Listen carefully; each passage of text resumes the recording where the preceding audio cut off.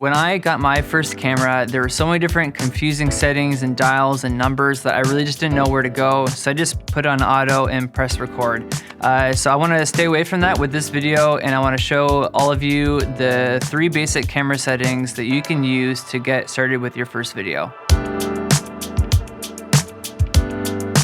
So I work at a Christian college, and I have to onboard new students every semester, and I have to get them going right away to be shooting B-roll at an event or to be setting up an interview. And there's basically 3 settings that I have to absolutely drill down in their brain so that they understand how to, set up a video. So the 3 camera settings are the shutter speed, the aperture, and the ISO. But before we get going on those camera settings, I want to make sure that we're on the right recording frame rate. Without going into too much detail, we'll just set our recording frame rate to 30 frames per second, but we'll just start there and then we'll worry about that setting later in another video.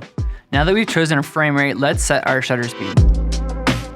In video, the most basic rule is the 180-degree rule. And basically what that means is you want your shutter speed to be twice the speed of your frame rate. So because we chose 30 frames per second, now we're gonna change our shutter speed to 1/60. Honestly, the shutter speed is the easiest setting to get correct because once you set it, you don't really have to change it, except if we're shooting in slow motion.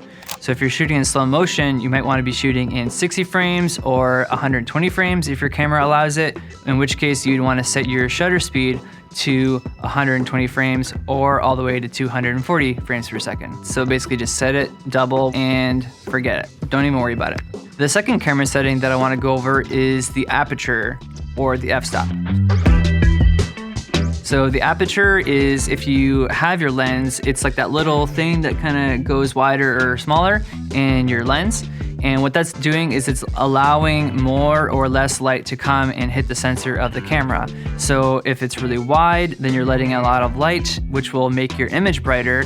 Or if you make it really small, then you're not letting in a lot of light and barely any light is hitting the sensor, thus making your image pretty dark. So in my case, my lens goes to 1.8 f-stop, so that's where I'm gonna try and set my aperture. So now we've set the shutter speed and we've set the aperture, and depending on whether you're inside or outside, your image may look pretty dark or way too bright. So let's first focus on indoor lighting.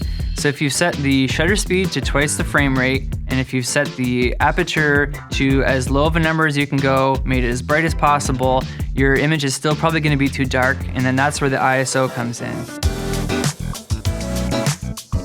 Basically what the ISO is gonna do is it's gonna pump in all sorts of artificial light, but it's gonna come with a cost, and that cost is gonna be the grain in an image. Ideally, you're gonna wanna put your ISO as low as possible, but don't do it if it results in a darker image. You have to pump as much unnatural light in as you have to in order to make the image properly exposed.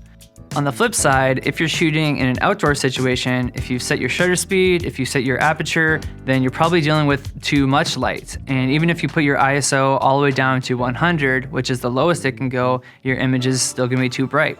So what do you do in that situation? Well, you're not supposed to break the 180-degree rule with the shutter speed. You can't go any lower with the ISO. So what do you have to do? Well, the last thing that you can do is go back to your aperture and then close it a little bit until the image is properly exposed. So I would advise going into different areas in your house or outside and pointing the camera in certain directions and try to juggle those 3 camera settings until you can get a properly exposed image. If you want to get into video production, those 3 camera settings will help you get started on your path to making some pretty sweet videos. So we're going to be building on this knowledge in future videos, so please don't forget to subscribe so that you don't miss the next one.